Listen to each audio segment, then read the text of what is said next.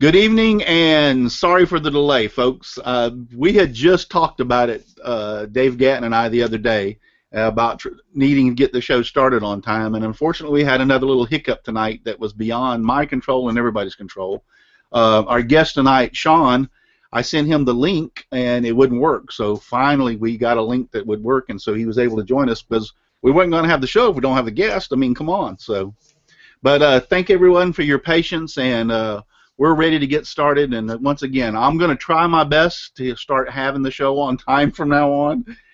We've had a few smart alecks on the panel tonight that reminded me it was my fault. So, yeah, it is my fault. So I'm the one that controls the button. But once again, I'm sorry about that, and we'll get started. Tonight we've got our guest is Sean Rubino. I hope I pronounced that right. And I met him a couple of weeks ago, and I am really impressed about his inlays. I mean, he does a lot of really good work that I've seen on his YouTube channel. So I'm really impressed, and we're going to have him on tonight. I will get to you, Sean. You'll introduce you last, and we'll just go down the panel from left to right. Tell us who you are and where we can find you. The first victim is Chris. Hey folks, Chris Ahern here from the Old Cranky Workshop. You can find me on Facebook under the Old Cranky Workshop. On YouTube under Chris the Wheeler. If you can't find me there, check at the local pub. I'm probably sitting down there. Great. And next is Mr. Dave Gatton. Thank you, Russ. I'm Dave Gatton. You can find me on YouTube under Dave Gatton, and you can also find me on Facebook under Dave Gatton. I just read something on there. Oh, I'm sorry, I don't mean to interrupt, but this is just too funny, and I'm gonna have to get on to him for posting this. But Miter Mike says, "Hey, if the spotlight guests don't show up, tell him to dress up in a hula skirt and dance." No way, I am not putting a hula skirt on and dancing for y'all. So get that out of the picture. Just the mere thought of that should give you. So next is Donald. I wanted to see you in the hula skirt and coconut bra, man. Oh, yeah, okay, right. I'm Donald Matthews. My YouTube channel is Donald Vlogifies Woodshop. All my Instagram and Twitter links is there on that. And I've got a website called redneckknowhow.com. And that would be me. It might be a redneck if you watch it. Look at it, too. Oh, I guarantee you. And then John Schaffner. Yeah, it's John Schaffner. You can find me on Facebook under my name, or you can find me sitting right here. Great. And then Mr. Nick Ferry. Hey, how's it going? Thanks for having me on, Russ. Glad we finally got Sean in the room, but you can find me at nickferry.com, or if you search Nick Ferry on YouTube. And Patrick's in the house. Hey guys, I'm Patrick from Patrick's Workshop. You can find me on YouTube under that same name and all my social medias. Check me out on Instagram. I'm pretty active over there. Thanks for joining. Thanks for having me today, Russ. You're welcome. All of y'all are welcome. Well, Mr. Russ is Russ Meadows. His screen's kind of blacked out right now. He left for a few minutes, so we'll introduce him, or he can just wait until the end of the show and we'll let him introduce him. So we'll get to the main man himself. Mr. Sean Rubino, tell us where we can find you and on social media. Yeah, thanks, Russ. I'm Sean Rubino. You said it right. And you can find me at spunjinworks.com. All my social media links are there. Sean Rubino on Twitter and Instagram as well. And my YouTube channel is also just Sean Rubino. If you search Spunjin Works, you would find me just as fine too. Great, man. Like I said, I've looked at some of your videos and stuff since I met you, and I'm impressed. All of your videos are fantastic. I love your presence when you come on to the camera, when you say like welcome and how you do it. The biggest part, or the hardest part for me in doing my videos, is becoming comfortable with the camera, so to speak, talking to it like that. But you are like, my man, is like, it's great. Oh, thank you. And then your woodworking is outstanding too. And I love your, I guess it's your Cherry Blossom Inlay. Man, I've always wanted to do inlays, and I've struggled with it throughout the years. And when I saw those, I mean, like, I'm impressed. So that's fantastic. So Thanks. It's a new thing even to me, but it's a lot of fun. It takes a lot of time, but the payoff is pretty good, pretty awesome. yeah, when I seen that, I was like shaking my head. And I think about the most amazing thing, the way you do it is you do it, and we're going to see it, but the way you do it with that router, I have tried that, and my hands are not steady enough to hold that thing. Even with a small enough bit, I get off, and then I get frustrated, and then it just goes downhill from there. Yeah. Well, the neat thing about the inlay with the router is that if you do mess up, you can just cover it up with another piece. Just inlay over it. You know, I never thought about that. You could end up with a camouflage tie-dye digital kind of thing going on, but you know, it's still covered up. That's I never thought about that. You're right. Well, now you tell me after I've thrown everything away when I messed it up. So, but you've done things like your patina finishes. Those are like awesome. I love the bracket feet you put on the bottom of the chest thing that was a build for that several of y'all got together and do, right? Right, the Make It Forward project. Yes. Yeah, I love those. And then your dartboard cabinet, I thought that was pretty cool. Oh yeah, that. I thought it was pretty cool myself. So yeah, thank you. Yeah, I see it every day, and every time I look at it, I go, "Oh boy." I thought it was pretty good, but yeah. But anyway, so let's get down to it. I'm going to turn it over to you, guys. If you have any questions, feel free to unmute yourself and ask. So if you understand that we might interrupt you a little bit to ask you a question, but I'm going to pretty well turn it over to you, and you explain and show to us how you do your inlays. Sure. Okay. I'm going to be going on mute quite a bit during this. If I do go on mute, please feel free to ask questions. I'll try to keep them in my head. And I don't know if you're taking questions from the YouTube chat as well, but go ahead and ask those, you know, as they come in. I'll try to answer them when I go off mute. But other than that, yeah, we can go ahead and get started. Before I start with this process, you sort of have to have kind of a drawing or something in mind to begin. Some people will go to the internet and print off some art. I mean, I've done it. The very first one that I did, that's pretty much what I did. I picked up a piece of art off the internet, printed it out, and then tried to duplicate it. I use it sort of as a starting point, and from there I just added on to it. I'll show you what I did. Basically, all freehand here in just a second. But this is sort of a starting point that I'm taking for this demonstration. I just sketched out 2 stems with a little tiny twig and the 3 types of blossoms that I usually do. One here is a side view of a blossom, and then a front view, and then a bud, a 3-piece bud. I'm going to forego the bud in this demonstration because it's such a small, fine piece, but I will show it. The process is exactly the same that I would do for all the other pieces. It's just really, really small. And from there, you just trace it on your board, and then you decide what pieces are going to go in first, because every piece that goes in is the background. Everything is going to be built on top of it. You can't go behind an inlay piece once it's already in. But here is the current state of the headboard that I'm working on for my daughter's bed. See if I can get a good angle here. That's amazing. Absolutely amazing. Yeah, it's beautiful. I mean, that is absolutely beautiful. Thank you. Some people might wonder why are the pieces here lighter than the pieces in the back. That's because I chose to have sort of a light source in this piece where it's shining on a branch sort of at an angle. And the grain sort of highlights that. The grain of this piece of wood, it kind of curves around like this. And that's why this is real light pink ivory here.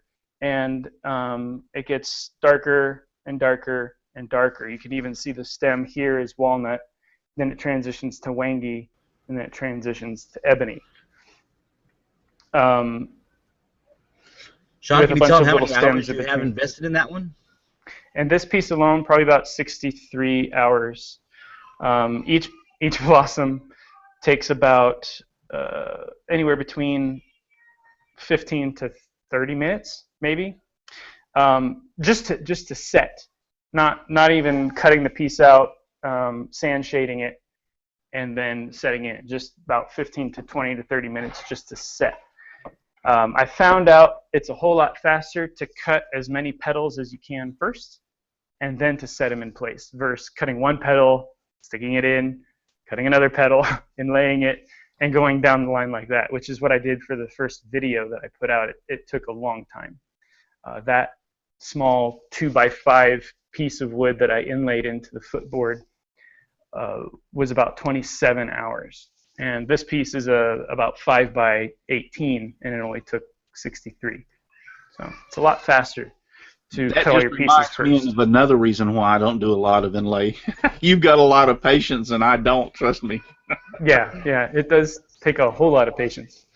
So let's see.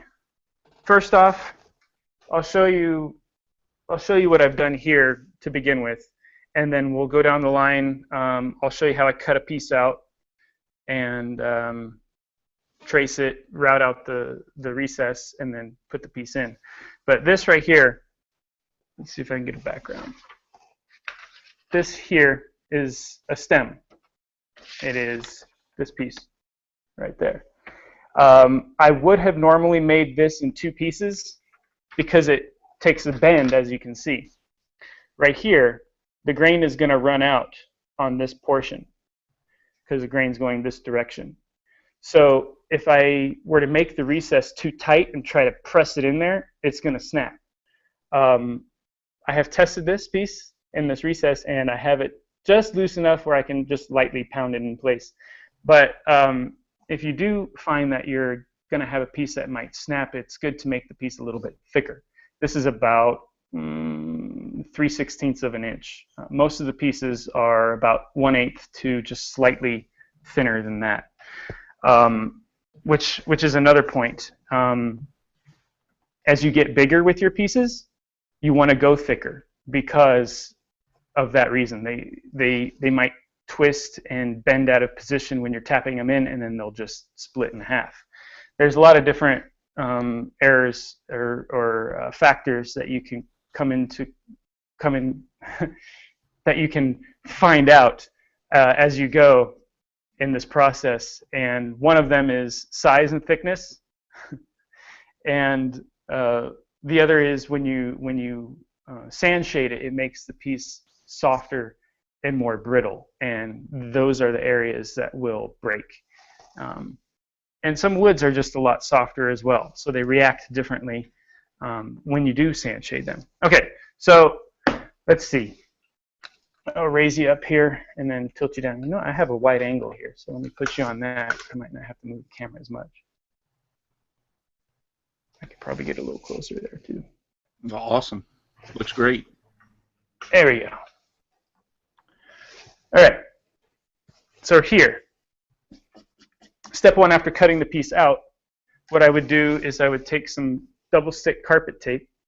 This is Sure tape. It has a really strong hold. It's a little thick. Push the camera back just a little bit away from you, a little bit more. There you go, right there. Is that good? Okay. Yes, that's great. If it's there, I might be able to, yeah. Is that better? Yes. Without the that's a lot lens? better. Okay. All right. We'll go without the lens then. This is Sure tape, carpet tape. You just put it on the back of the piece, and I'll show that in a minute. You set it into place, and then with a small point on a hobby knife, this is not the smallest, but this is the smallest sharp one that I have. After doing about 90 hours of work, all of my small razor tips are dull. So you trace it all out, and then with a 1/16 inch, or larger, depending on what tight points that you have in your workpiece, you could go larger. but with a 1/16 inch straight radius, straight bit. I don't know if you can see this, but I'll raise it up a bit here. You just take it out, take out the material. So you can see how small that is. What size bit is that? That's a 1/16 straight bit, 1/16 inch. I did not know they made those that would fit in a router. Yeah, well, I actually have a 32nd, and they even go smaller, but they're only 1/8 inch shank, so you have to have an adapter, an 1/8 to 1/4 inch adapter. Okay. Well, just a quick question: is there a reason that you're using like a full-size traditional router versus say like a trim or palm router? Good question, and this goes to Russell's concern about not being able to control it too well. When you have a larger router, I mean, this looks large because it has a plunge base, but this is just a Bosch Colt router, and it's in the larger plunge base. It makes it a little bit heavier, and it makes it more stable. If you're using a small trim router or even like a Dremel tool with a small base, you have a lot of weight up at the top and a little tiny platform, and you're trying to move this little tiny thing with your fingers, and it's not as stable and sturdy. It might catch wood and move out of your hands. This is heavy enough. I can just plant my hands right down on the surface, and I can use my thumbs and my index fingers on the base and just move the piece as fine as I want. Now, the concern is here, you have a spinning bit, and your hands and your face are really close to the whole thing, the whole situation. So you're going to see me do a little bit of work here, and I probably won't have a respirator on just because I have to get so close to it, it gets in the way. I will have glasses, and I will have ear protection on, because being 3 inches away from this motor is pretty loud, so you kind of have to do that. But that answers the question of the size of the router. You could go bigger. It's just going to be a heavier router, so you don't move it it won't move out of position as easily, and it'll probably take a little bit more force. If it is a little bit too heavy for you, you could probably just wax the sole plate of the router, and it'll move a little easier. But that's why I use this one. Also because it's a plunge and it's the only one I have.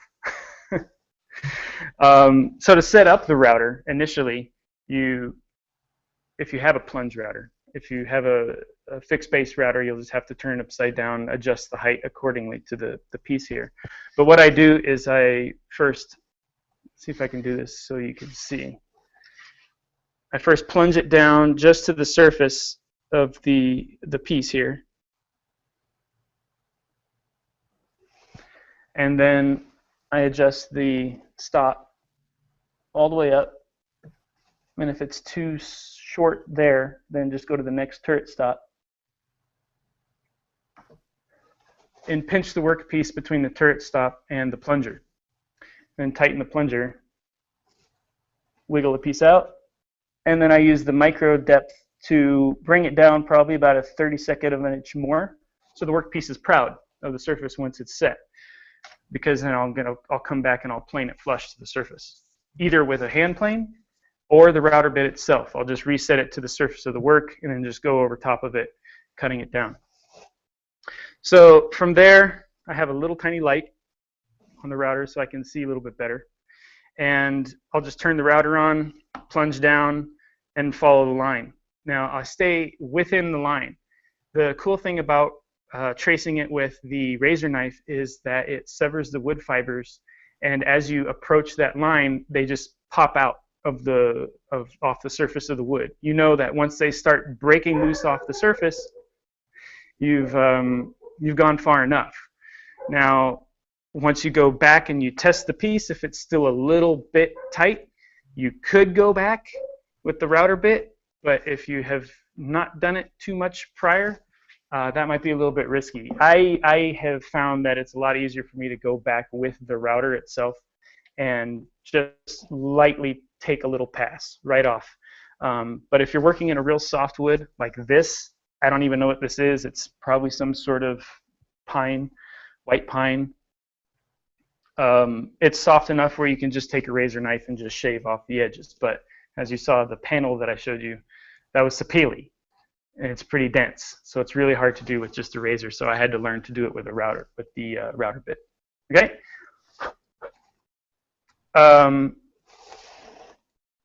Wood glue for this. I just use plain old Titebond 1.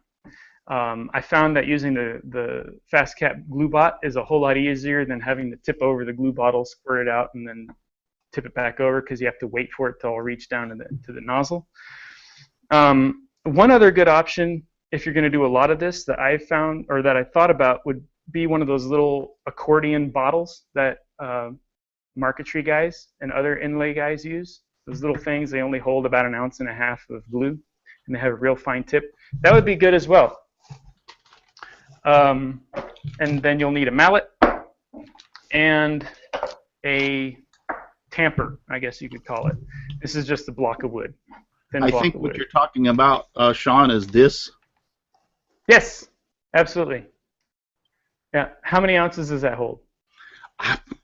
I've never used it. I bought it to use it, but I've never used it. It came in a kit, so to speak. But I would say it couldn't hold more than probably 2 or 3. It's not very big. Yeah, yeah. So you could take it on an airplane with you. All right. Just squeeze the glue in. You don't want to squeeze too much in. It's a little warm in the shop today, so my glue's viscosity is real loose compared to what it has been. Can you tilt the camera down? I'm showing the thumbnails right where you're working. Yeah, okay. A little bit more. Good. Let me get my tripod. Uh-oh. Am I sideways? Yep. Okay. There we go. And back over. Sideways still? Nope. Lift it up. Perfect. Perfect. Okay. So the glue's in. Another good thing to have handy is a wet rag. This will save your fingers, save your clothes, and then wipe off the squeeze out when you're finished. You could use a brush. If the recess is small enough, you don't even have to do this. You'll see that when I start working on the pedals. You just squeeze it in, and as you start pounding the piece into place, the glue will all spread out. So just put that there. I have tested this. If it doesn't work, we'll just move on to the next one. Trust me, nothing seems to work live. All right. I'm going to go on mute because I'm going to be pounding on it. Okay. Just blame it on wood movement. Yeah. Every time that we have tried to do something, I mean, I'm not saying it all don't work, but every time something usually messes up. That is really neat what he does for the carving and the inlays, because that way furniture has more of a keep value. It's less likely to be thrown away. If somebody sees a headboard like that in 100 years and they feel that that's real wood inlaid, they're not just going to throw it to the curb so quickly. Exactly. It has character to it that, I mean, it's priceless if you ask me. Yeah, I mean, she'll have this thing and pass it on to her daughter and to the grandchildren and right on down. Yeah. Unless it's initials.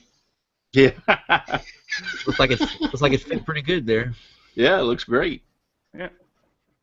How much proud of the surface do you think that is now? About a 32nd or 16? Yeah, I think it looks like it's just between a 32nd and a 16th. Okay. 2 or 3 thou maybe. We can check. Let's get the calipers out.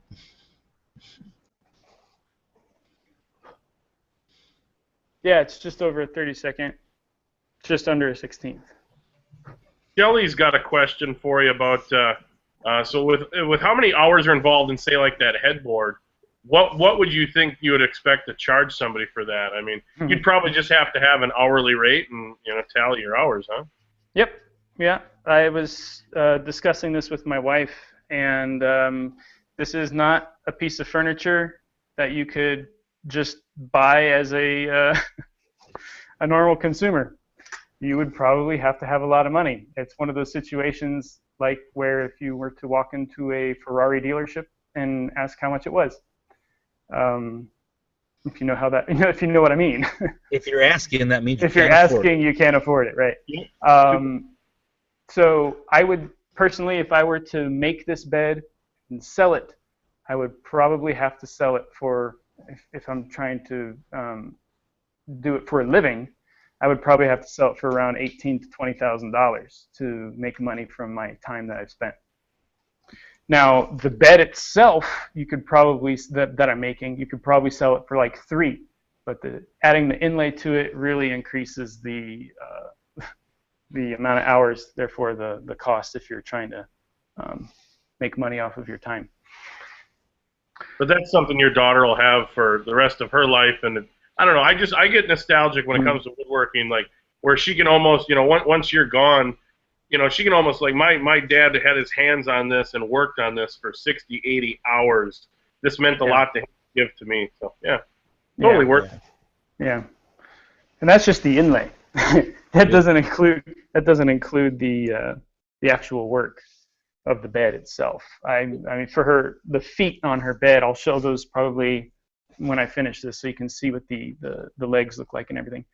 But each foot, just cutting out the mortise for the through tenon took about 2 hours. So that's that's 4 hours, right, or 8 hours for the feet.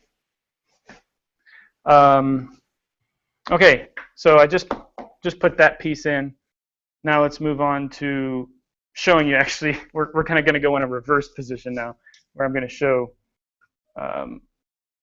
how we get that recess. Let's see if I see my camera here. All right. I talked to you about taping the piece onto the surface. That's what this is here. This is not recessed. It's just tape. But you can probably make out that it's a little bit higher than the rest. And I think I did trace it out already, but just for demonstration. Dog's barking. I don't know if you hear that. It's no problem. The workpiece, when I cut it out, I cut it so there's probably about a 3 to 5 degree bevel on the from top to bottom, so that way when I put it in a position, it wedges itself in. So when you're tracing it, you want to try to keep your razor knife vertical and get as close to the top width, or the top width of the piece than the bottom side. Because if you just do the bottom, if you hold the razor knife at an angle, you're going to make your recess too small, and then it's going to wedge too tight, and you will probably break it. So holding the razor knife close to vertical and trying not to move the piece. Let me use my right hand. I'm a lefty, so I'll use my right hand just for demonstration purposes so everybody can see. Just trace it. And you can do this as light as possible, because all you want to do is get a little score mark in the wood. Then when you remove the piece, you can come back a little more heavy-handed and do it again. Have you tried using the traditional, like, what is it, a number 11 X-Acto blade, the steep angle ones? Like this? Yeah. Yeah. These are all dull. Ah. Yeah, they have about a 32nd of an inch facet at the tip there. How long do they usually last? Like 2 or 3 pieces, 1 piece? The tips probably, probably about 4, depending on the size and the density of the wood that you're cutting into. With the sapele, they didn't last long at all. I had to keep a sandpaper on a glass plate nearby so I could just stroke it just to try to redefine that tip a little bit more.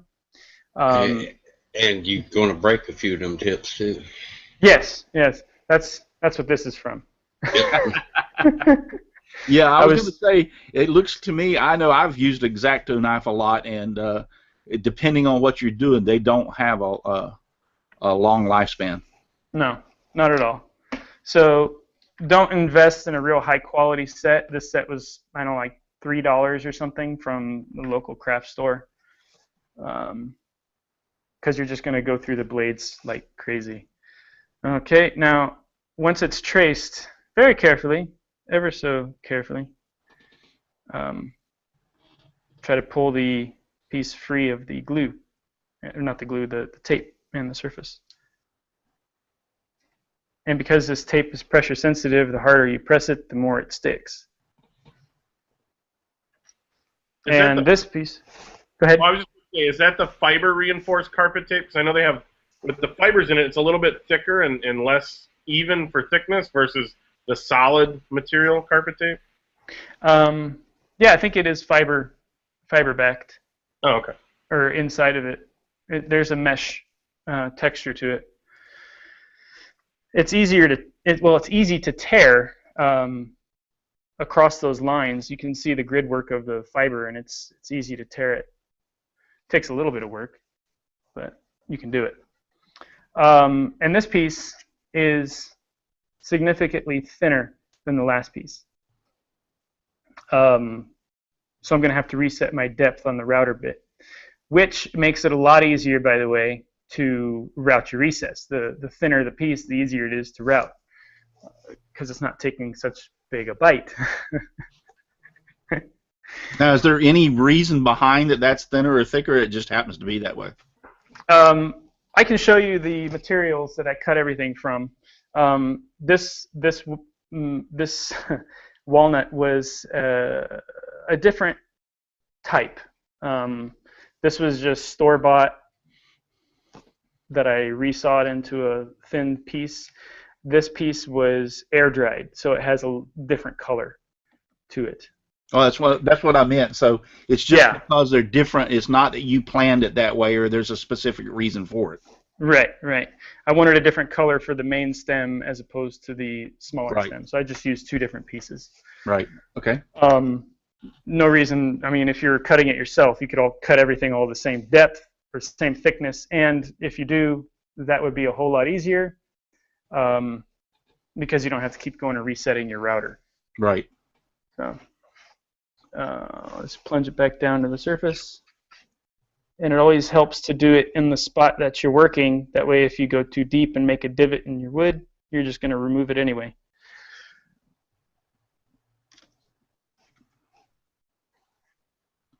And if it's a variable thickness piece, like sometimes one end will be thicker than the other, just based on how it was cut at the bandsaw, go for the thinner part.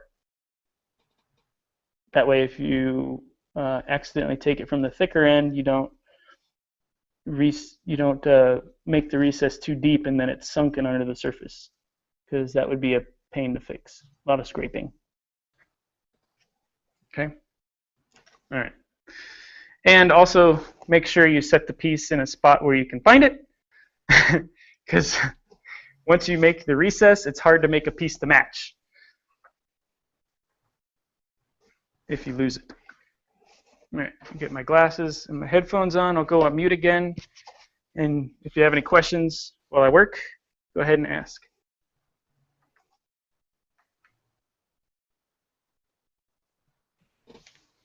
With a small bit like that, you probably want to make sure you don't take too big of a bite, you know? This is the part that I watched him do one night, and I was totally amazed. And then plus also, if you'll go to watch his YouTube channel and watch his video when he's doing this, this is just amazing, the control that he has with that router to me. Yeah, a couple of times I've done it, which is nothing compared to him. I've had to put a piece of board the same thickness as the one I'm working on, just to kind of keep that router from tilting and stuff beside it. So, he the man. Yeah. I almost, after looking at what he's doing and the width of the board, would think too, if you added the same thickness of board to the left and to the right, just for the stabilization of the router, he don't seem to have too much of a problem. I mean, I have tried this before, and I want to tell you, I didn't have good success with it. Well, he was talking about the difference between like using a smaller router with a Dremel and using a big plunger router. I noticed big difference between the Dremel tool I first did one with, and then I tried to do that last one with the larger router that I got, and there's a difference.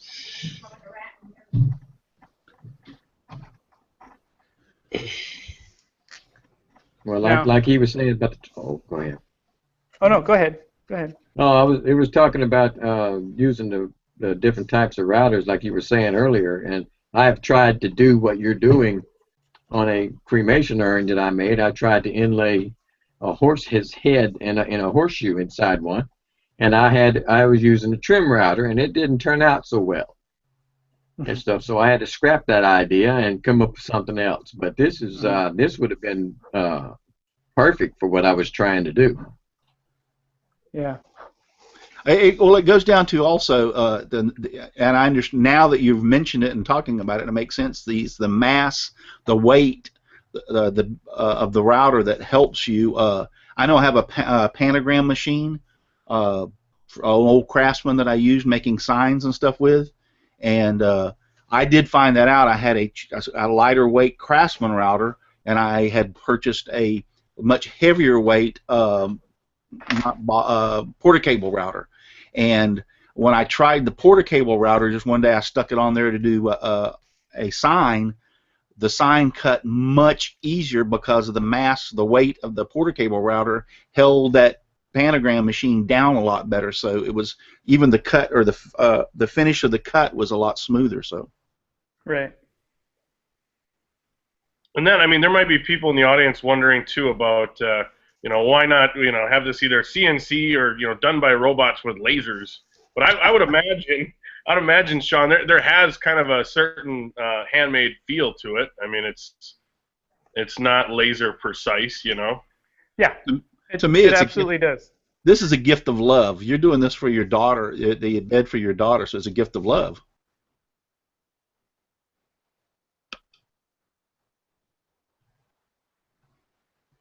Sean, have you broke any bits while doing inlays like this? I have not broken a bit, surprisingly. Even the 32nd of an inch bit that I use, you just go slow. You just take it slowly, and you don't really have to worry about it.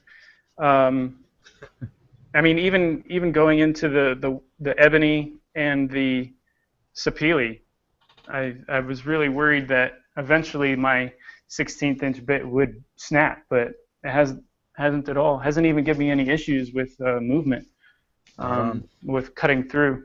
I do go back once in a while and just kind of scrape off some of the dried stuff that might be on it, because you're routing through other pieces that have been glued in, and it gets a little bit of buildup on it.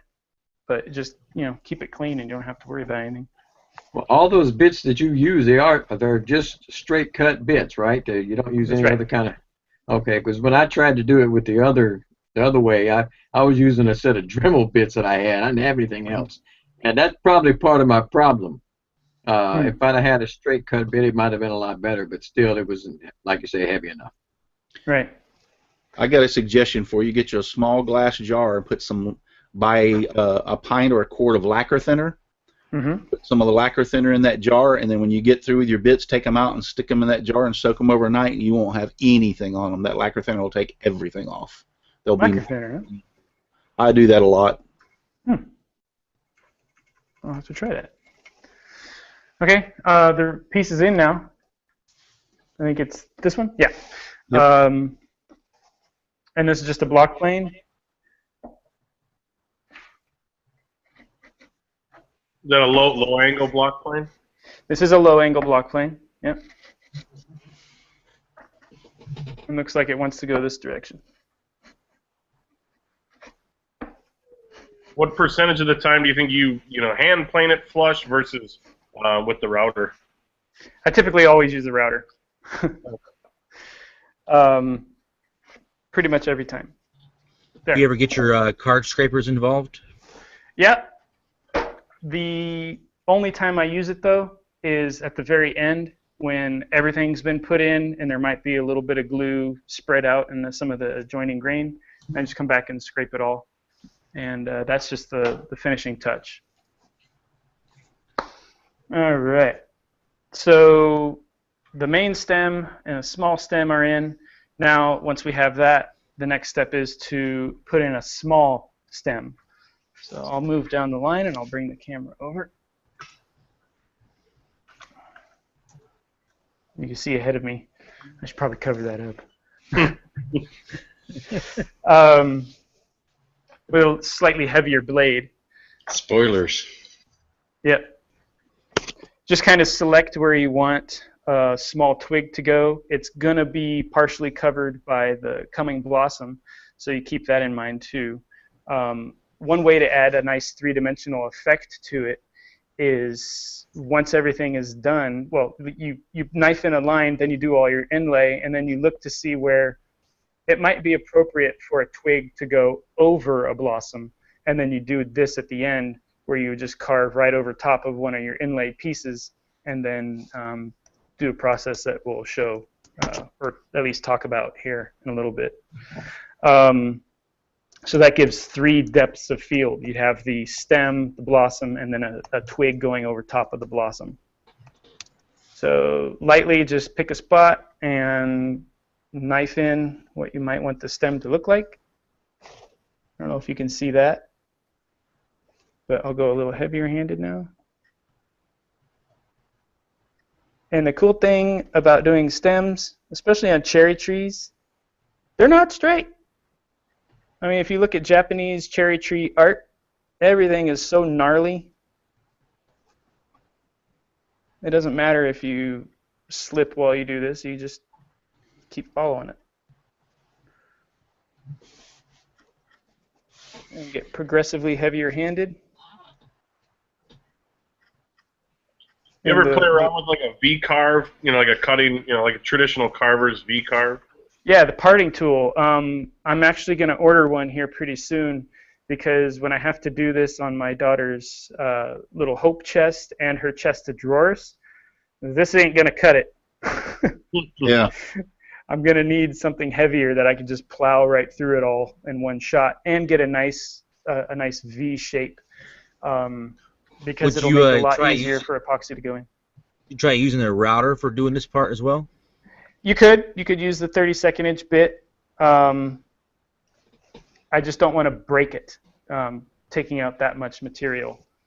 I use the 32nd inch bit to basically just on the bud right here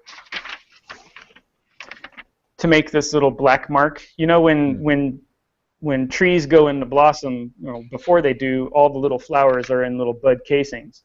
When they break, those little bud casings are at the base of the buds.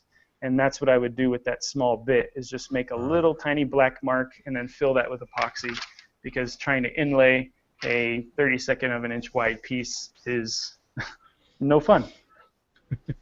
So there's that. And from there, we would just move down the line, and magically you have a dark epoxy-filled twig. The way I would do this is to take some tape after knifing it. And I was just watching a video by David Marks and saw that this is what he does. And I had not seen it until yesterday. But he finishes the surface real light with shellac. And what that does is it seals the grain all around where you're going to fill with tinted epoxy. Because if you're using an open grain wood that's lighter than your epoxy, you run the risk of the color bleeding through all the grain, or even if you're just pouring it on top, just soaking in all around the adjoining grain, and then you just can't get it out because that stain has just absorbed into the wood. So what he does is he finishes it just a spot with a little bit of shellac. It seals the surface, and then he puts tape over the surface and rubs it with a pencil to reveal the line. Can you see the fine line that I cut there? Yep. I've done that on a few things that I've had. I will actually stain it and seal it, and then come back with what I did on my mother. I made her a bread box real quick, and I stained it and sealed it, and then come back with a Dremel and cut in the little vines onto it, and then took green paint and actually took a brush and went in there and painted, and that was able to wipe the paint right off the sealer, and it turned out real good. Yep. Yeah, it's kind of like when trying to get sharp paint lines on walls. If you're doing murals, you come back with the base color or even like a matte medium, and put that down, and then your contrasting color, and then it's just a super crisp, clean line. Right. Right. Okay, now we're going to get to the fun part, where everybody says, why don't you just use a CNC? So why don't you just use the? Never mind. Let's move this over here a little bit further. All right. Oh, I'm going to move the bird's mouth a little higher up so I can stand and do it. Explain what I'm saying, Larry. Okay, this here is called a bird's mouth fixture. It doesn't have to be this fancy. It can just be an angle block with this V cut and a little hole cut in it. I was just playing around with cutting dovetails one day, so I didn't want to waste it, and then scrolling with the coping saw. And made myself a fancy little jig here. So in the vise, clamp it real tight. And while I'm doing this, I'm going to turn on my hot pot with sand in it, because I'll show you how I sand shade. That's a lot of people have been asking about that, and I'm glad we're going to get to it next. Yeah. About the sand shading.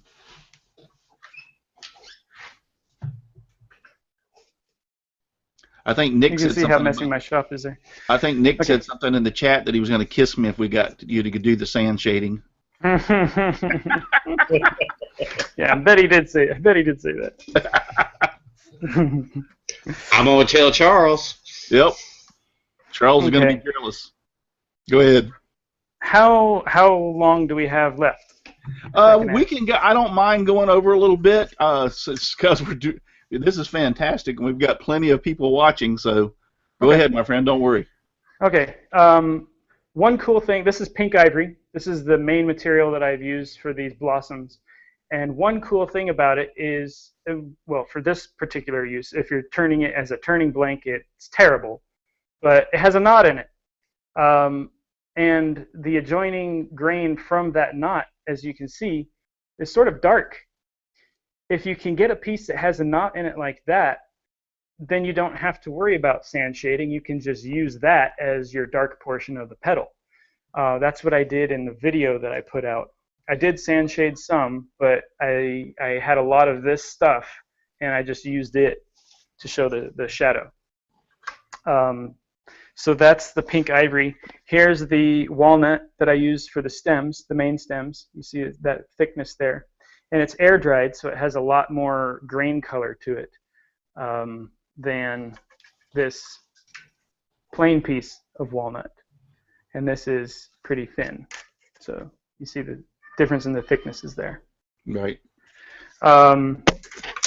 For more contrast in the wood, you could use wangi.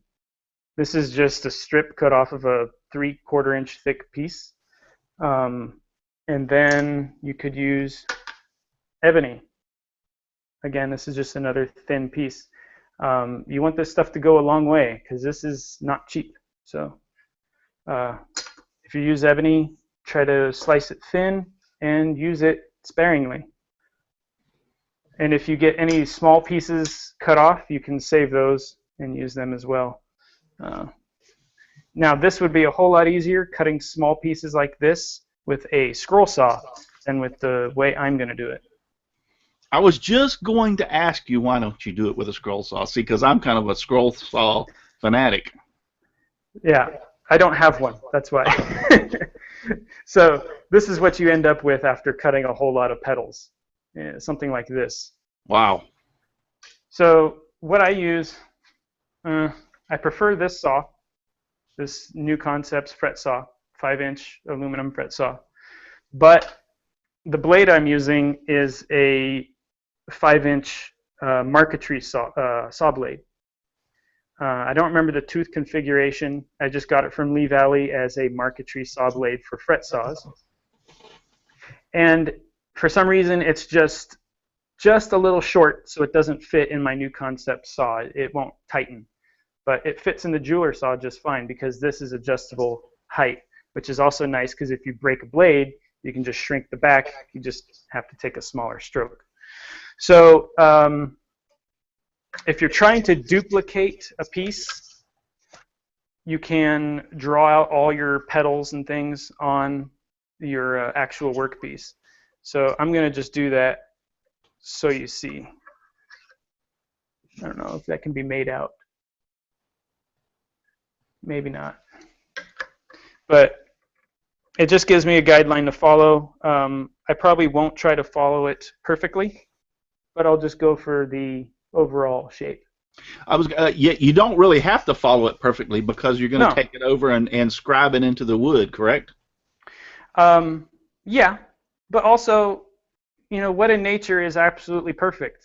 Exactly. So if pieces differ in size and shape, then it just adds to the beauty and the handmade look.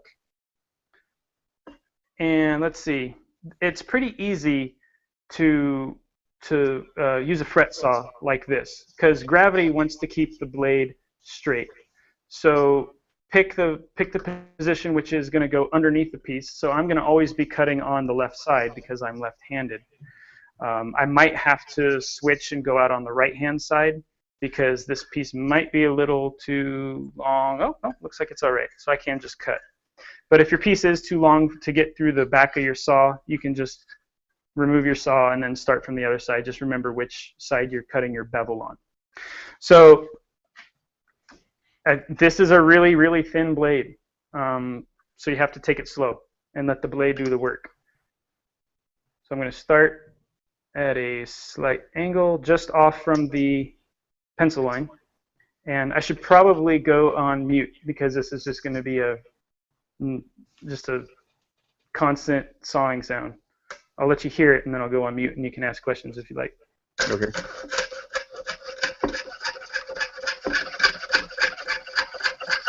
I don't think that's too loud.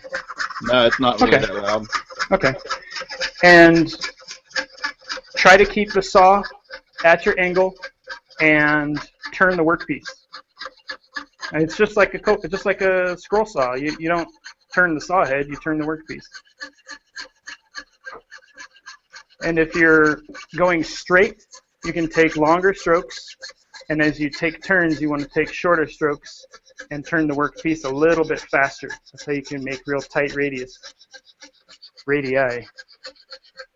Can you hear me talk over the sound of this? Yeah. Yes. Okay. I'm just amazed that you're cutting that by hand. Yeah, and for the record, on the headboard, there were 63 blossoms, most of which were 5-petal blossoms. So you can do the math and find out how much I actually cut. Every piece by hand. So what do you prefer, a jeweler saw, fret saw, coping saw? I prefer the coping saw, or the fret saw, the new concepts fret saw. This works just fine. It's just the weight of it is a little heavier compared to this. I mean, this is way lighter than the jeweler saw. So over a long period of time, you don't get as fatigued. Is the new concepts one, is the beam a lot stronger? I don't know. I think so. I mean, I can get it's flexible, but I can get a lot more tension on the blade with this than I can with this, because the new concepts coping saw or fret saw has a cam action tightener, where this is just a slider. So I can only get this as tight as I can pinch it. Yeah. So if you and I did notice a huge difference in the speed at which I could cut when I went from this to the new concepts fret saw, because it just kept the blade so much tighter. I used to do a fair amount of cutting out gold and silver with a jeweler's saw.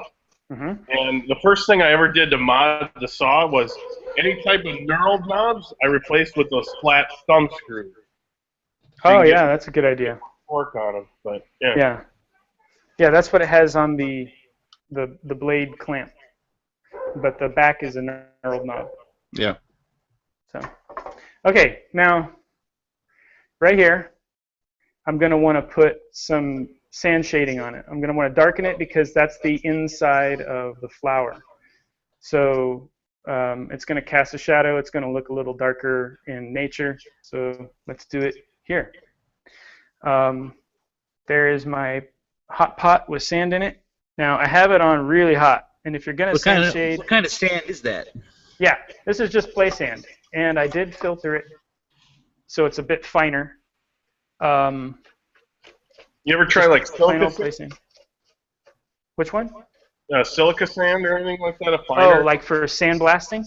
Yeah, almost. No, I have not. No, but I imagine it works just fine.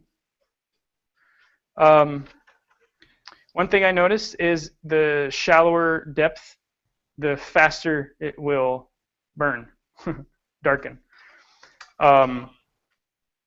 The cool thing about sand shading is you can actually make a pattern in the sand. If you have a larger piece, like if you kind of want a wave pattern, you can just put a wave in the sand with a comb or nail or something. Put the piece in it, and then you'll have that shape burnt into your piece. So I'm just going to take that piece, stick the tip right in that little mountain that I made, and just let it sit there for a few moments. And this is a 1,000 watt. This is a 1,000 watt hot plate burner. Let's see. And do you have it set to high, or I mean, what would you approximate with the temperature? You could set it. Oh, I don't know what the temperature might be. It's probably well over 500 degrees. I mean, I'm standing about 2 feet away from it, and I can feel the heat coming off of it, which is nice if you're in a really cold shop. It'll heat your shop just a little bit from where you're standing. Let's see. The thing about pink ivory. The thing about pink ivory is it goes from pink to yellow to black pretty quickly. And the smaller the piece you have, the quicker it'll do that. So babysitting is probably a good idea. That's as you see here already. Let's see. Just a few moments. You'll see the yellowness. I don't know. Can I focus on this thing? Yeah, I can see the shading. I can see it, yeah. Let me back it up a little bit. Tip is so pretty I'm black. going to go, I'm going to go a little bit more and bring it up to about here. What's I mean, I know you haven't stuck a 2 before in there, but what's a largest piece, like 2 or 3 times that size that you've stuck in there to try to shade it? For the pedal?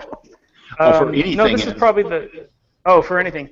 The biggest piece that I put in was probably about like that.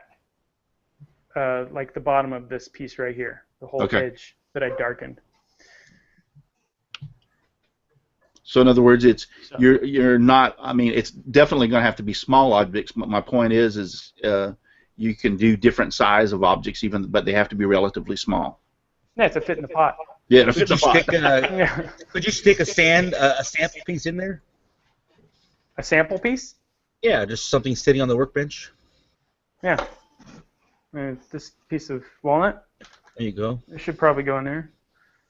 And then you notice the difference, in density in wood. Say if you took like a bass or balsa wood, that would blacken significantly quicker than say like a maple. Sure. Yeah.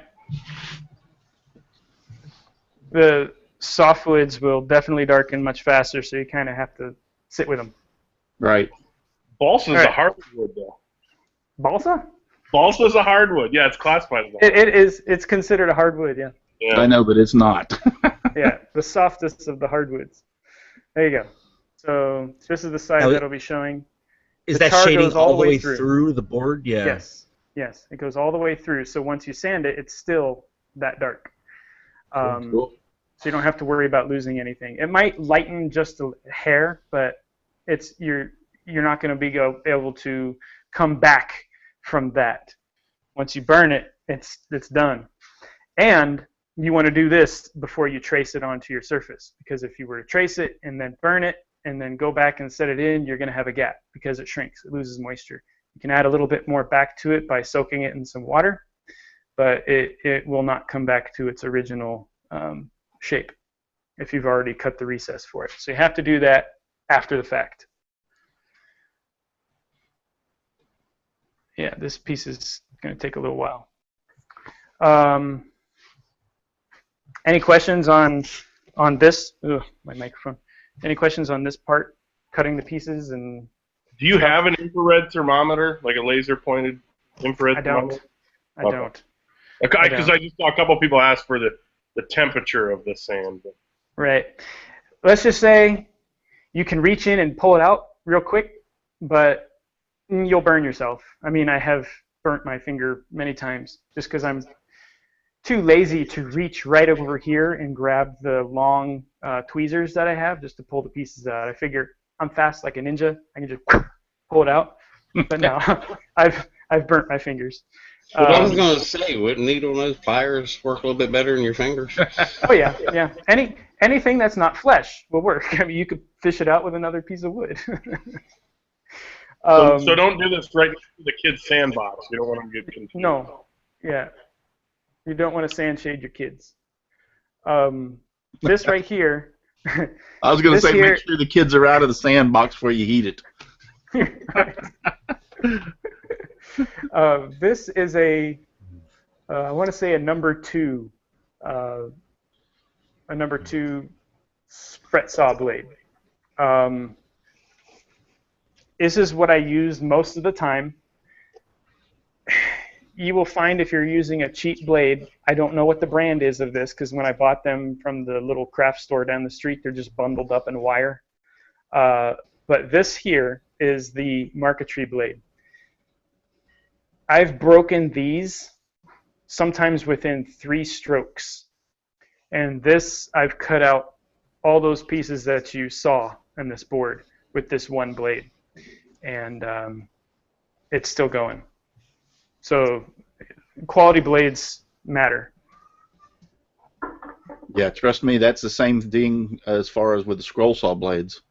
Yeah. If you go buy them down at the Sears Craftsman store or Sears store or something like that, and then you buy good quality, I use Flying Dutchman.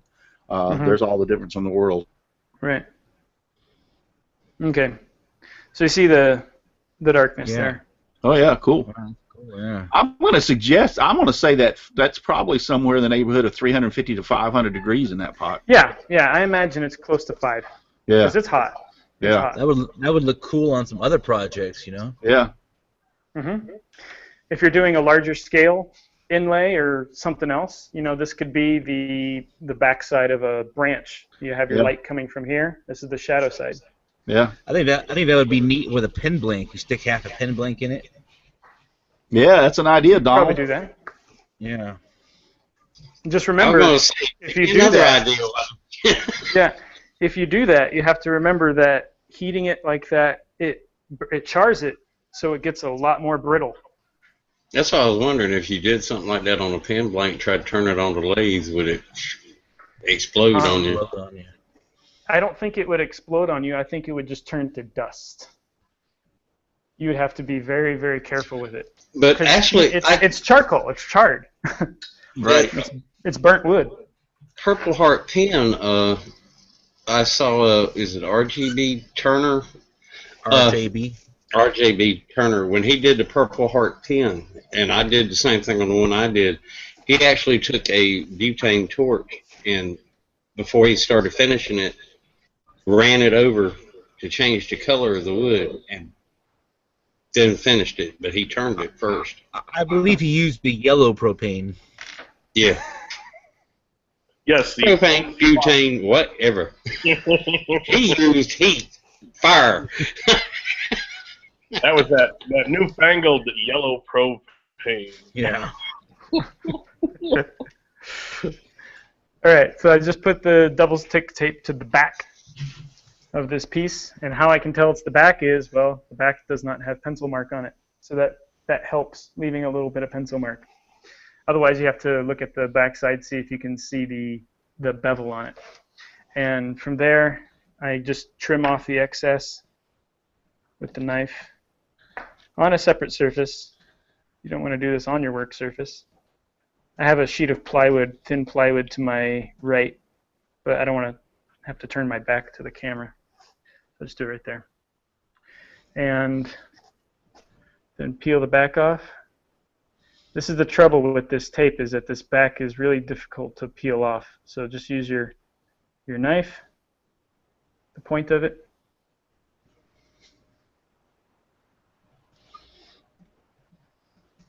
Some of you guys are really quiet. Yeah. They have a tendency to be that way. I've been talking the whole time. Most of us are trying to catch these tidbits.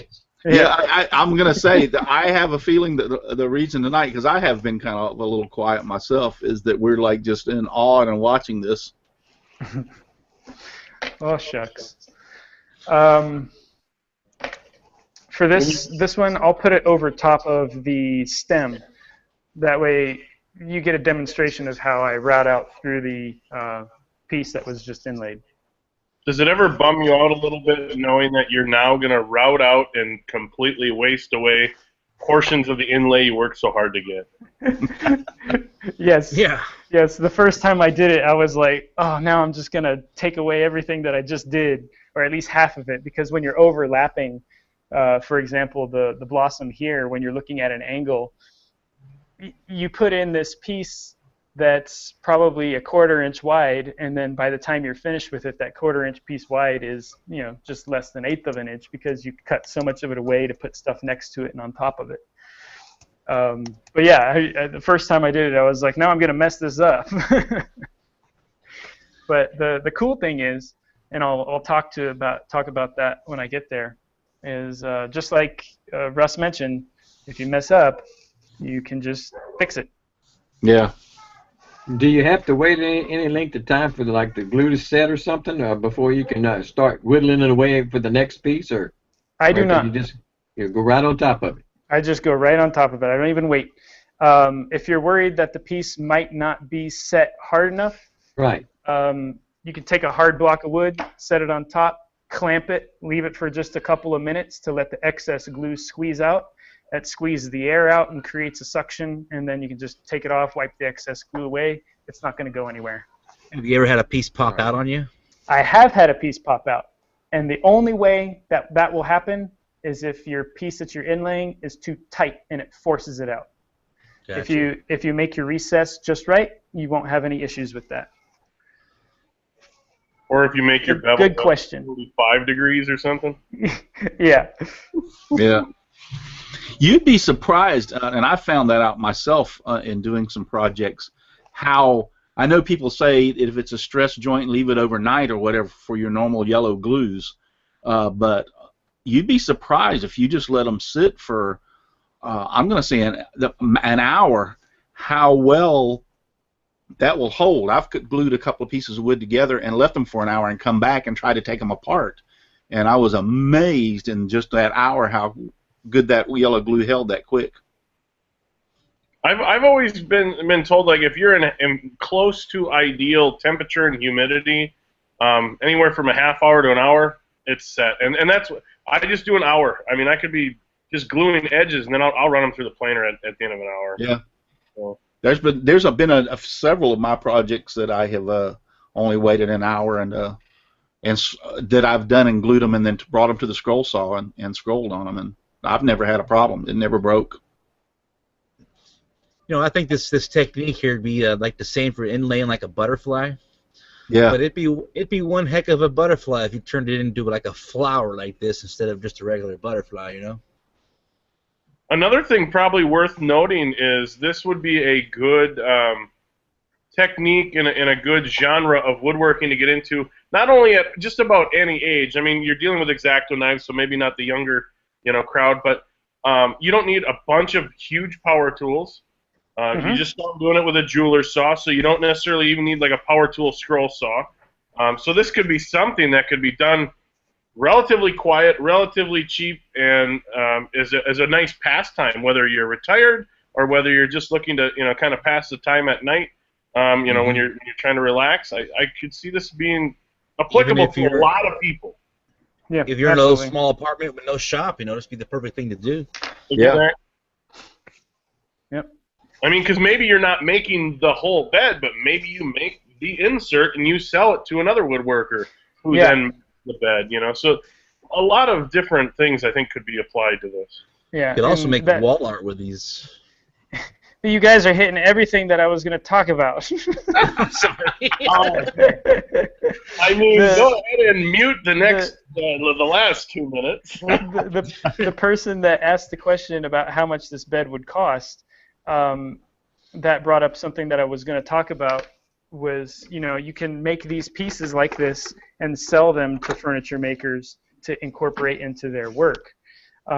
That's another reason why, if I were to do it, I would have to charge so much, is because someone's buying your work, and then if they're buying it so they could resell it, you don't really want to sell it to them at such a low cost, and then them making a ton of money off of your efforts.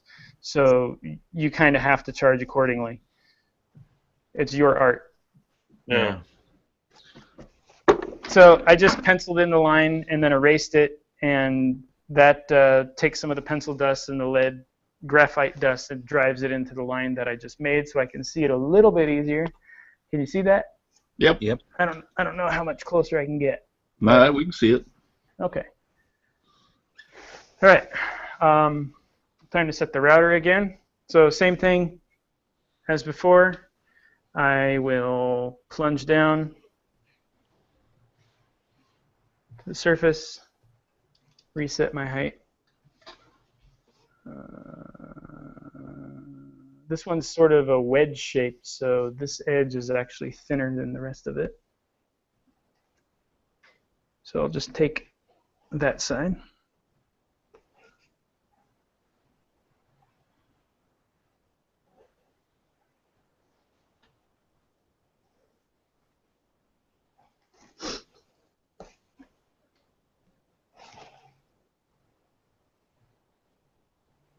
One thing you want to keep in mind is that when you're doing this, you don't want to sand it so much. You want to try to limit your sanding to the very end, because you're using thin pieces, and the more you sand, the more of that you take away, and you can actually burn through. Also, because you're cutting this at an angle, if it is not a tight fit, the more you sand it, the more you might reveal a gap or a bubble or an open spot in the edge of the grain. Two questions. Good question. Yeah.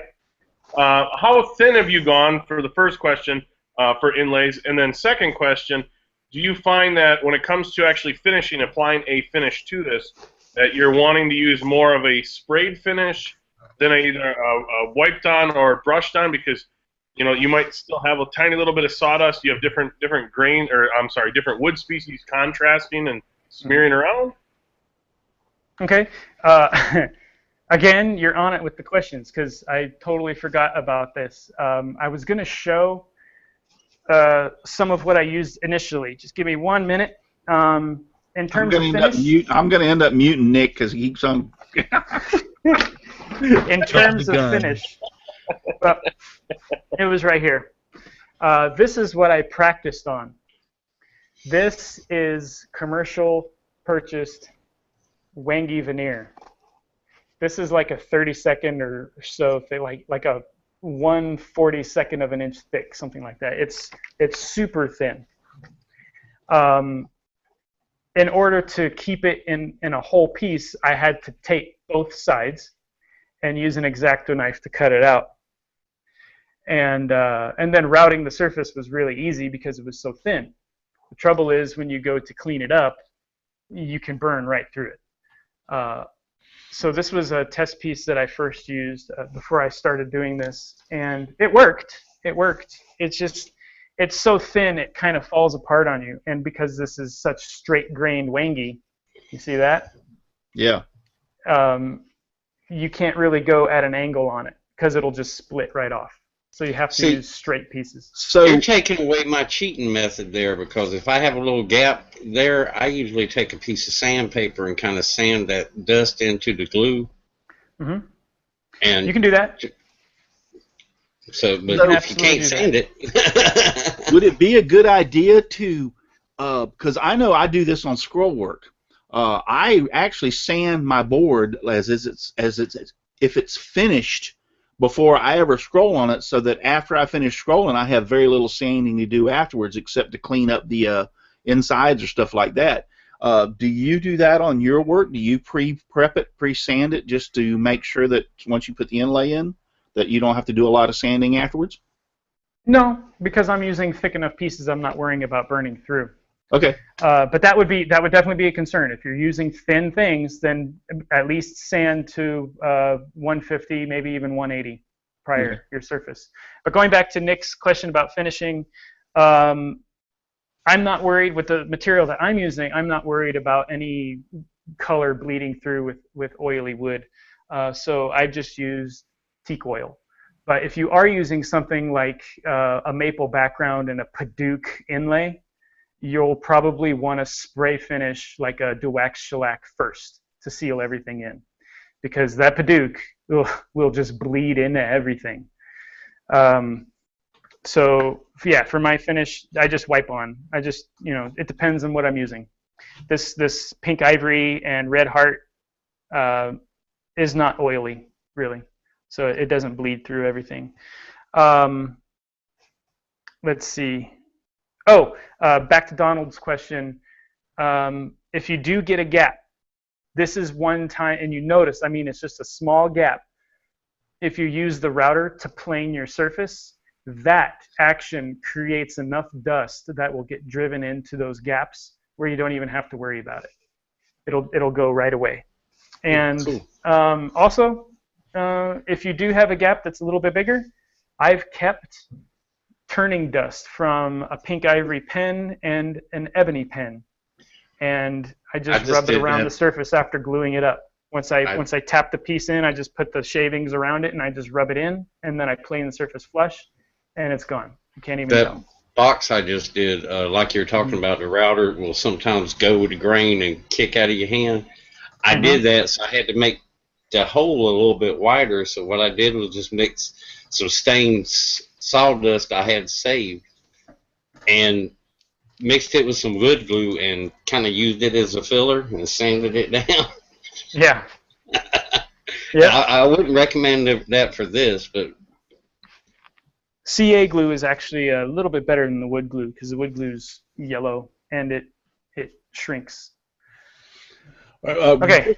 Real quick, somebody had a real good question over here. Shane said, and I think I can answer this, but I'm going to let you answer it. But does the different wood grains that touch each other fight against each other and cause cracks later in time? In other words, if you try to put a couple of boards together in different woods, they sometimes can split or crack or push against each other. Does this happen in your inlays? I don't know. I will find out, and that's a concern. The thing is, these pieces are so thin, I don't think I have to worry about the actual inlay pieces moving. It's the background portion. If I'm using a really big panel, I would probably want to do it on plywood.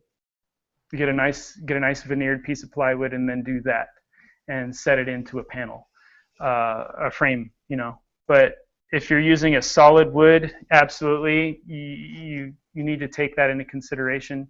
Also, I think Michael Fortune has a article in Fine Woodworking magazine with his stringing inlay, where he talks about not taking too much of a radius because you're crossing so much grain that when the expansion and contraction happens, it will sort of pull apart.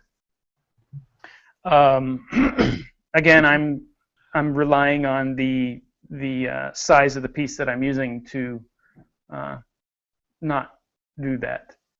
Right, but the pieces that you haven't experienced that. No, I haven't, not yet. No. The sapele that I have the background on is Ripsawn, so it's not going to move terribly from the width. Right. And then the pieces, they're so small. How much does a pen blank move? Exactly. When you turn it, it's so thin that if it does move, it's so minimal that it's not going to be noticed. Exactly. Loading complete. That was weird. Okay. Yeah. I'm going to route this out. If you have any questions, continue.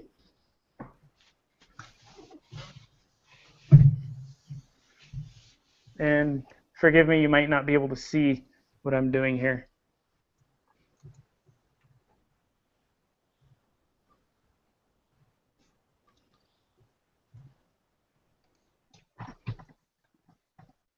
I notice when Nick's gone, we don't have any questions. Well, I was just gonna pick on Russ about talking about the wood movement and types of wood. That's what happened to his flying dovetails. Shut up, Donald. He had two species of wood that did not go well together. One of That these one would things don't go with the other. One of these things don't belong. that one would expand to like an inch. So I had to take off and calm my kids. I only had a babysitter for an hour and 10 minutes. So. Yeah. You tie them up. Yeah, we're going to have to I'm not, we're running around 30 people watching, so I'm not too worried about going over because we've got plenty of people interested. Yeah, I wouldn't be either, and the fact that I would like to see the whole thing to completion, you know? It doesn't bother me at all. As long as y'all don't care, as long as Sean don't care, and as long as we've got the viewers, I'm in for it. Well, I think Sean has 20 hours in preparing for this show, so. Exactly. And I tell you what, I'll tell you again before the show's over with, but I do appreciate this. This is absolutely fantastic. That, and I was talking to Sean about this a couple days ago, and we'll leave this, to the end, but you might have a surprise with this piece here. So. Cool. No. Yeah. Yeah, this is, I've seen inlays, I've done some inlays, nothing like this to this extent, and nothing this beautiful. I mean, this is just... That's what I was going to say. I'm into it because I've never seen any. I've never even thought about trying to do something that intricate. No, not like. I was told he's going to run this through the planer when he's done with it. Well, I was about to ask you, so what color purple paint did you pick out to paint this when you're done? You're muted, Sean. You're muted, buddy. Oh, well. You're muted, buddy. Oh, I'm an idiot. I am going to run this through the planer, but it'll be face down just to thin it out a little bit. This is a piece of reclaimed wood that I picked out on one of my walks in the desert with my dog. Oh, wow. And it has a real nice little curl figure to it right here at the top. Actually, out of our useless fodder, just came up a good question. Would you do you have a drum sander, like a surface sander? And if so, would you throw one of these through a surface sander, just a real light pass, just to get everything all level? And sure, I don't see why not. As long as you have a high grit on it. I wouldn't want to do it with an 80 grit, but if you had a wheel that was 120, 150, sure. Yeah. If you're finding that your surface is a little uneven because you've scraped or sanded a little too much in one spot, that would probably be a good idea to do. And what I mentioned earlier about finish is you'd probably want to be rather particular and go over this with like a tack cloth before finishing, is what I was kind of thinking, because if you do like a wipe on, you might have some, say walnut or maple or padauk or whatever, and all of a sudden that dust starts wiping around versus just kind of dusting off a maple piece and finishing it. Cross contamination. Yes, precisely. Donald, did it take you all night to think of that? No, I'm a meat cutter. I know all about that stuff. Yeah. He's been holding that one all week. Wash your hands before you cut beef after working with chicken. Yeah. You know why, right? So you don't get salmonella? No, that's not why. All right, that's not why they told me, but I'm not mentioning that here on the... I thought salmonella was that new fancy restaurant dish where they put that vanilla extract with salmon. It's a sushi restaurant, right? That's what it is. Oh, okay. All right, so that's done. I would do this 3 more times for this petal, and then cut out 5 more little blossoms to put right here, which you see right here. So now we're going to fast forward to the future. Boom, fast forwarded. And this is sort of looking at it from an angle.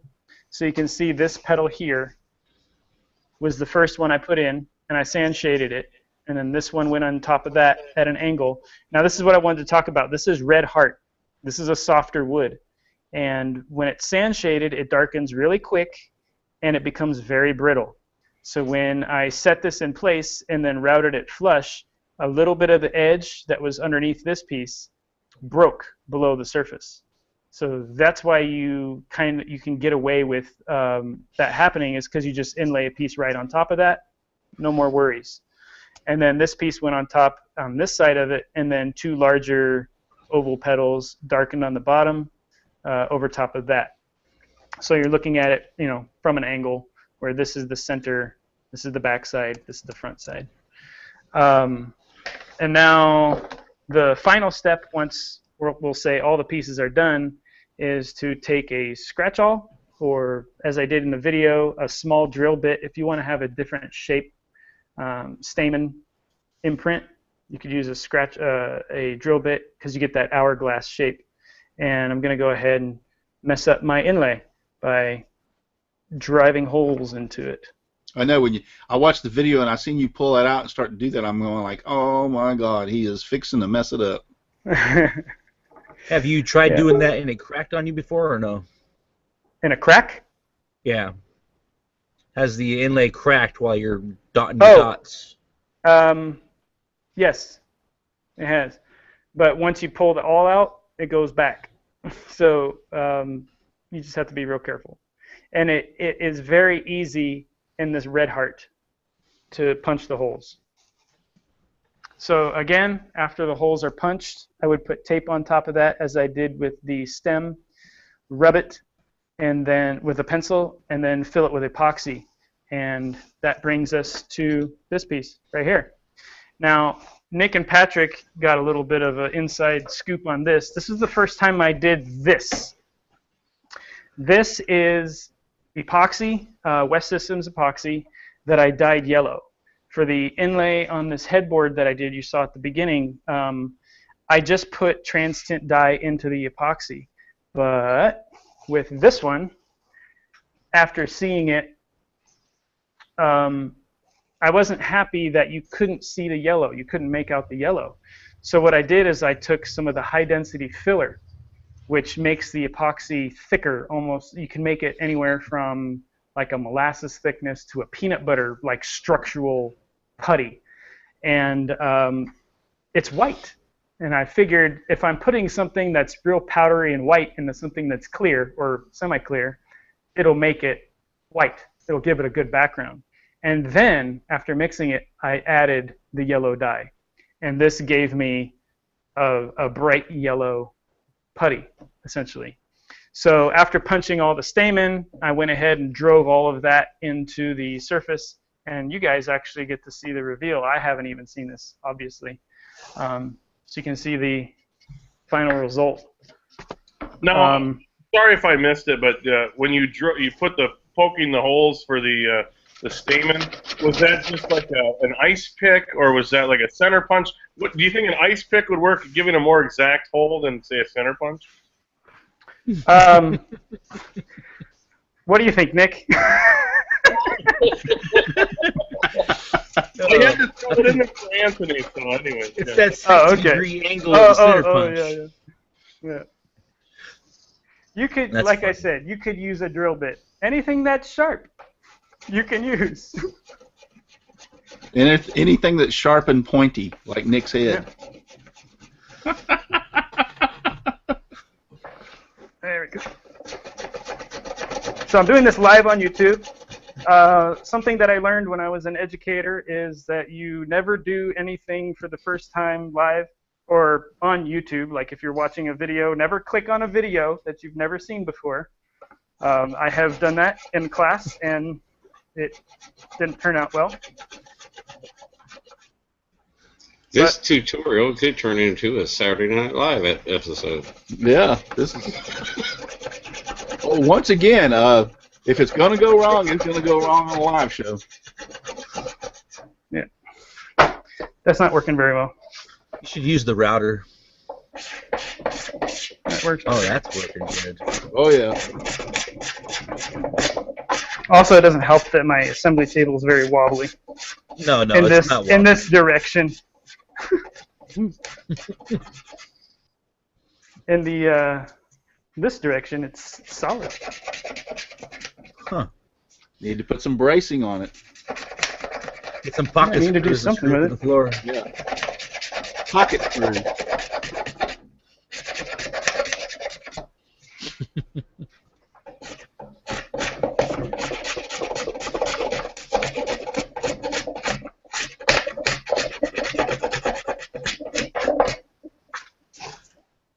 Would you have been able just to peel that tape off?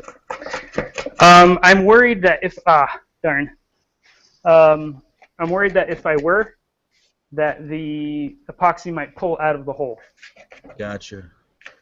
Which it looks like some of the epoxy didn't actually absorb into the hole deep enough on this piece here. So, and that happens. I've had to do it twice. Well, let's mix some new stuff then. I actually probably will because I need to fill this anyhow, but I won't do it now because I need to finish the rest of it. That looks so good. That looks awesome. And this is a different one.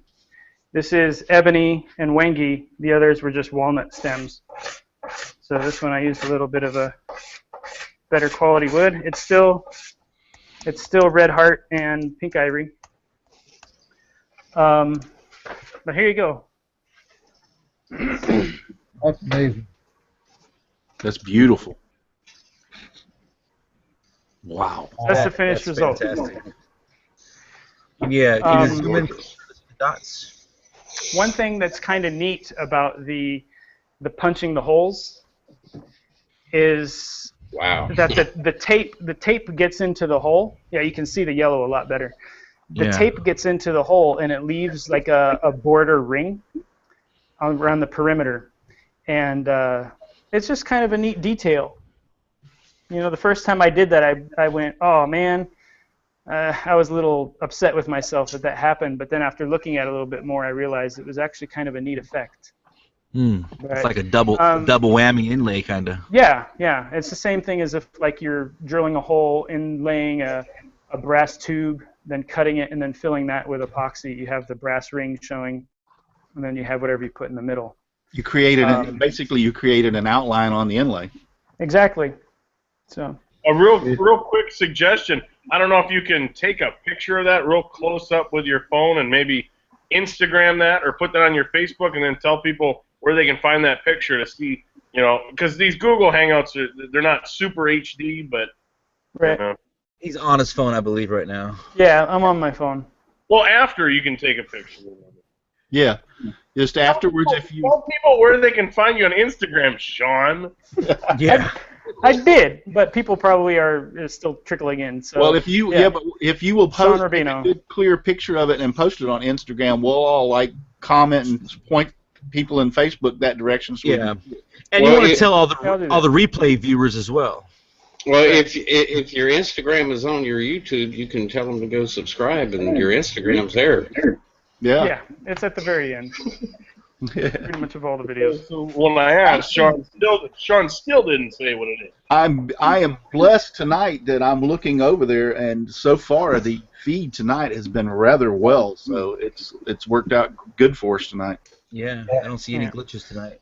Well, if you want to see the process of this, there you go. You can go to my Instagram account at Sean Rubino. That's my name, at Sean Rubino. SeanRubino. And you can see the progression of this, how I made this, and the progression of this headboard. You'll see the progression of that, as well as a quick clip of me wiping the oil on it as well. Great. Fantastic.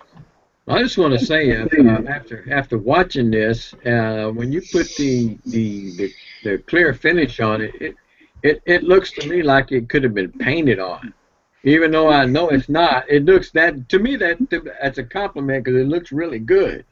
Yeah. Yeah. When Thank I you. first saw it at the beginning, I thought, man, that looks like it's painted. And that's Yeah, how it comes out. It's beautiful. No My- offense to your 70, 80 hours on the Yeah. dark one. I like the contrast on the one you did tonight better. My brother-in-law showed the video that I did to one of his coworkers, and his coworker said, "That's painted." Even after seeing it, he was like, "No way, man, that's painted. That was painted on." But anyway, Russ, I am going to sign this, and I'm going to cut it off, and I will send it to you as a thank you for having me on the show. So you can have this for your shop. I don't know. You can use it either as a coaster in your house or just stick it on your wall or something. It's small, but I'll put it right here behind me. That's getting framed, buddy. Yeah, it's going to get framed to go right up here behind me so everybody can see it when we have the show. Cover up that gator clock. Cover up my gator clock. Yeah, go ahead and finish all 5 of those, Sean, and send me one too. Folks, I doubt I'll be on the show next week. Yeah, it's about 4 3/4 by 4 3/4 square. Yeah. So. I will have it. It will be someplace behind me that every time we have a show, it'll be seen. How about this? I mean, I'm just throwing this out there, Sean, but one of the ones you have almost complete, would you be willing to complete one more and maybe give it away to somebody that was watching the video? Sure. Yeah. Absolutely. So, I don't know. I mean, I have contest any of that stuff, but I'd enter, if it was available. So we can do that. We can. Yeah, I have 5 more, and I hate to see them just sit in this stage. So I can finish the other 5, and maybe by the time now to next week, Russ can come up with you and come up with a way to give that away. Yeah, we'll have another show with you on it once they're completed, and then we'll have give them away just like everybody said. We'll figure out a way to do it. Okay. That's cool. That'd be awesome. I'm gonna be, if I'm not on that show, I'm gonna be watching that one because I want one. So. Yeah, that's awesome. Oh, sorry, Nick. You're a participator. You're not eligible. What's that? Your mom's calling you to come back home. What's that? Man, my mom died last year. What an asshole move that was. I didn't. Don't paint me up. No, I'm only kidding. Sorry, guys. But anyway, I don't know if anyone has any other questions. In the chat or anything. I'm blown away how good that looks. I don't know, but you got me inspired to go try and inlay UNC on a board and send it to Russ. Yeah. UNC? UNC. That would be Texas Longhorn would be an excellent one to send to him. It inlays perfect. I can see it now. That would be University of North Carolina, not University of North California. Yes. Northern Cal. Is that where they keep the book? That's not the Gamecocks, is it? No, that's South Carolina. Oh, okay. UNC's Tar Heels. Tar Heels. Yep. No, I don't see any more questions over on YouTube. Yeah, I was going to say, Nick just posted over. Anybody got any questions? Anybody ask anything? I got a question. What is all those chisels on that awesome rack over there on the wall? Those are Narex chisels, and these up here are screwdrivers, the old-time Lee Valley screwdriver kit where you could just buy the shanks. So those are all 9 of them, the Roberts, the flat, and then the Phillips that I turn. Yeah, you should check out the files and alls. He's got a video on that, Patrick. You should check does he? It's just a quick tour. And then the drawers are made with spalted figured maple. And the whole case is just alder with a shiplap back. So that's just my chisel rack. Oh, you have a YouTube channel? I do have one question, real quick question. What got you into woodworking? My wife, back in 2010, asked me if I could make some side tables for our bed, nightstands. And I said, well, if I'm going to do that, I will probably need a table saw and a router. Just before we got married, now I'm going to go back a couple of years, but just before we got married, I wanted to make something for our bed versus just having a plain mattress on a box spring on one of those metal frame bed sets. So I made a headboard I can actually show it to you. It's here in the shop. My wife took it down because she needs to lean up against the wall to nurse our newborn. But I made this headboard, and I had an idea, and I had no tools, and I had no woodworking experience. So it's basically 2x3 mitered frame with box woven basket weave molding. So I'll show it here if I can get it out. But this was sort of the first thing that got me into it, and I was supposed to make a sequel of a pair of nightstands to go with it, which just never saw the light of day. So, 5 years later, I still have not made that. But this is the first thing that I've made. And to this day, every time I look at it, I say, man, I want to burn it. Actually, I kind of like that. I like it. So my idea was that this bamboo would have been much closer together and a lot bigger, but I could not find wider bamboo. And it just turned out this is how it came out. And my wife loves it. She won't let me get rid of it. And I have to make some sort of matching nightstand with the same kind of molding around it and bamboo front drawers on it. It almost looks like a crib rail, Is there any way that you can add bamboo to it now that you've got it built, or would that be impossible? If it were thin and flexible, I could probably do it. Yeah. Like thinner pieces. Right. Well, That's what I was you thinking. could probably steam bend the bamboo. I think it looks great. Yeah, Or that's awesome too. get some reeds and just weave it in there. Yeah. Yeah. I've thought about ways that I could improve it, but that was my first project. And then my wife asked me if I could make some nightstands to match. And then I got a table saw and a router, and never made them. Just got sidetracked. They're on the to-do list. sidetracked with all these other things that I've made. I was supposed to make an aquarium stand. That was one other thing that got me into it, is that I wanted to make a custom-made stand and top for an aquarium that I had. And I started to tackle that, making it out of a 2x4 frame, construction lumber, and I quickly found out that stuff bends, warps incredibly fast, and I just ended up chucking it, just getting rid of that frame stand that I made, and didn't look back. I never ended up making a stand for my aquarium because I just got so drawn into this hobby that the aquarium hobby left. And if you were to step into my kitchen and see my aquarium, you would go, yep, it's gone. It's an algae box right now. I'm glad you're a woodworker and not an aquarium guy, because fish are only good when they're on a plate with tartar. But anyways, wasabi. See, back when I was doing it, when my tank got like that, that was when it was time to buy another algae eater. Yeah. Actually, it's kind of unique. I have 2 aquariums in my house, and I love them. It's like my pastime. If it's raining and they're cold, I go in there and mess with the aquariums. Did you say the fish get cold? That got me into it. Well, cold outside. Cold outside, not the fish get cold. Because typically, if you have an aquarium in a room, your room is typically kind of warm. Yeah. I imagine all the 30-degree days in Florida. Although cold fish with mayonnaise is not bad at all. And most aquariums have a heater in it. Yeah. Just for such situations, because yeah. gussies don't like below 30. Most restaurants that I eat fish in have a heater. All right, we're rocking down. I think we're pretty well over. We've only went over 45, 50 minutes. Oh no. No, that's all right. Hey, we've still got, right now, there's 35 people watching. Okay. So. Here's a question from Shane's Hobby Shop for Sean. How long have you, and I think I know the answer to this, but how long have you been inlaying things? What month is it?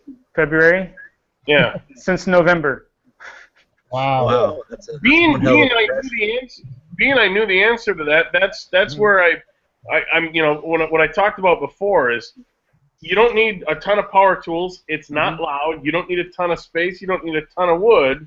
and you don't need to be doing it for a ton of time, or years and years and years, and get decent results.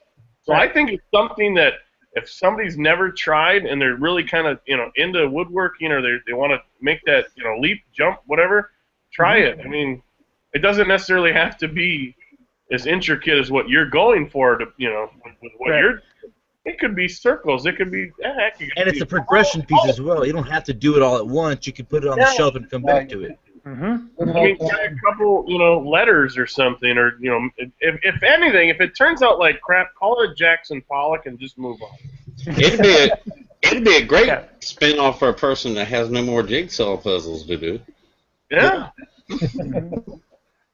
Yeah. All right, guys. Real quick before we end the show, have this little thing that we do at the end of the show a lot of times, and we didn't do it last week with Chad, but I'll make sure I do it this week with Sean, and that is it's wood shop confession time. So since you're the new guy, Sean, we need to know what some bonehead stupid thing you did in the shop that after you did it you went like, why in the heck did I do that?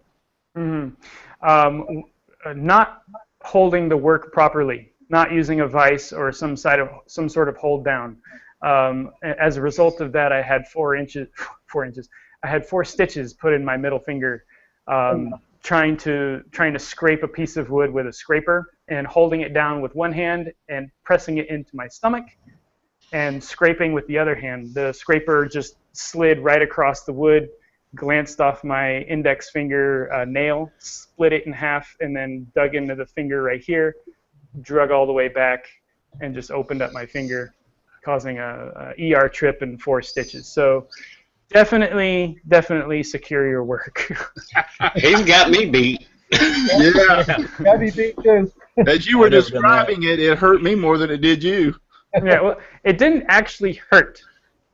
It was surprising, wow, that happened in a flash. Only 4 stitches? I know a lot of doctors that won't even open the needle for less than 20. Yeah. Well, Sean, I'm going to bless you right now so that you won't have any more shop accidents. Yep. Well, it's been great, guys. We've had a fantastic audience over on YouTube watching and chatting over there. Shane's over there, Al Fort's over there, Wacky Woodworks, Shelly's been there, Rick Hutchinson's joining us, Tommy G's been over there. A lot of people been over there chatting. Good. So yeah, somebody said something about brownies a while ago. Yeah, somebody said something about brownies. Thank everybody for being over there on YouTube and watching us, and thank you for filling up the chat. I appreciate that very much. We're winding, and Sean, I want to tell you, awesome job. Fantastic show, and man, you do some of the best work that I have. That's just fantastic inlay work that you've done.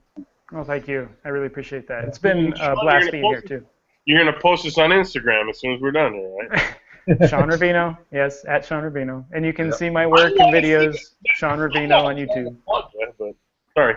I have to admit too, by reading, I've been watching the chat section over on YouTube. So when I look that way, I'm not being rude. I'm kind of watching. But you've gotten, I think tonight, more compliments tonight than anybody else has put on the show. People saying that's awesome, that's great, that's fantastic. Oh, well, thank you.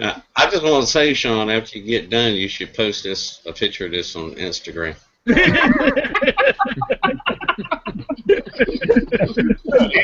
Sean, do you have Instagram? What's Instagram? Hey, my question is, what's your next inlay project going to be? I don't think I have another one lined up. I mean, the next project will be a chest with something similar like this on it. Okay. Yeah. It may be about like project. Me and the pins. His next inlay project is going to be inlaying in a bed for a couple of days. All right, guys, we need to get off here. Real quick, Patrick just mentioned. Thank you for bringing that back. Bringing that up, Patrick. No problem. I'll get it James here. Green. Right. James over at Stress Free Woodworking. He has a pin challenge going on. I think a lot of people know about it, but the challenge actually was supposed to have ended like February the 26th or 24th. But anyway, he's actually extended it another month. So the pin challenge is still going on until March 24th. So if you haven't already and want to still enter, there's plenty of time. You've got another almost a month from now. For the troops. It's for the troops. What you will do is turn a pin. You do a video to enter the contest. He's got some nice prizes out there. I think Dave Gatton's one of the sponsors. He's got some. So the lathe tools, I think, is what Dave has had over there on the as a sponsor. And there's a lot of other nice prizes over there. But what we'll do is you will send the pin to James, and he is going to send it overseas to our troops to show them our appreciation. Also, I'd like to mention he has a GoFundMe page that if you would like to get involved and you can't turn a pin but would like to donate some money, he's wanting to try to get 300 pins. It's going to cost a lot to ship these overseas. So at the GoFundMe page, if you'd like to donate some money for the shipping cost, that would be greatly appreciated. Also, he's also got a category for non-traditional pin making. You don't necessarily have to turn a pin. You can, if you make a pin some other way. You can carve it, you can whittle it, whatever. Turn it on your drill press. Yep. There's a lot of other options you have. Mm-hmm. All right, guys, thanks. Thanks again, Sean, for being on here. Thanks, Chris, Dave, Donald, Nick, Patrick, and my other buddy, Russ, the evil one. Thanks, everybody, for being on here. We're going to close for the night, and I'm going to close with this. Just give me sawdust. Lots of sawdust all around me and everywhere. I like it flying all around my shop, and even when it gets in my beard and hair. Good night, everybody. Bye. You forgot to tug on your ear. Good night. Hey, replay viewers.